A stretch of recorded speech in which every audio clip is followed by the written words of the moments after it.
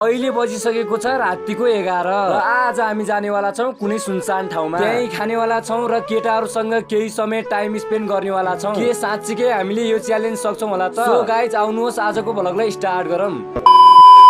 हे guys welcome to my mini vlog. I hope तपाईहरु सबै सन्चै आरामै हुनुहुन्छ होला। म पनि सन्चै आरामै छु। हाम्रो कहानीको सुरुवात हुन्छ रातिको 11 बजेबाट। हामी चाहिँ एउटा भाइको घरमा बसिरहेका थियौं। नाइटमा कोही केटाहरू फिश हन्टिङमा जान्छन् कि भनेर हामी चाहिँ केटा खोज्नतिर लाग्यौं। केही समयपछि केटाहरू पनि टन्नै भेटिए, तर राति राति नदीतिर जान अलिकति राम्रो हुँदैन नि त। त्यही भएर केटाहरूले भोलितिर जाम्ला भने। र हुन्छ त केटा भनेर आधी केटाहरू सुत्नतिर गए। फेरि आधी केटाहरू मिलेर रमाइलो गर्दिम भन्ने भयो। एकैछिनपछि मेरो घरमा गएर नुन तेल बेसार लगायतका सबै कुराहरू हालेर हामी चाहिँ लागियो पारीतिर। केही समय लगाएर राम्रो गोठ खोजी हामी चाहिँ मजाले बस्यौं। राति राति आइएछ, कहिले समस्या पनि त हुन सक्छ नि। त्यही भएर हामीले चाहिँ चक्कु पनि ल्याएर आछौं। एकैछिन आगो बालेर बीचमा पानी हालेर हामीले चाहिँ लगायौं भाँडो, किनकि केटाहरूलाई पहिला चिया खाने मन लाग्यो अरे। त्यसै कारणले गर्दा केटाहरू मिलेर मजाले रमाइलो गर्दै हामीले चिया पनि खाएर सकायौं। समय पनि एकदमै गइसकेको रहेछ। 1 घण्टा कसरी बितायौं हामीले त पत्तै भएन भने। रातिको समयमा हाम्रो गाउँ पनि झिलिमिली देखिन्छ त हो। केही समय टक्क लगाएर बसियो अनि भोक लाग्न थालिसकेपछि हामी चाहिँ बनाउन लाग्यौं चाउचाउ। चाउचाउ बनाउनका लागि आवश्यक पर्ने गोबी प्याजहरू अगाडिदेखि नै काटेर राखेको थियो। त्यही भएर मज्जा भयो। एकैछिन पछि चाउचाउ बनेर पनि रेडी भयो। त्यसपछि कचौरामा हालेर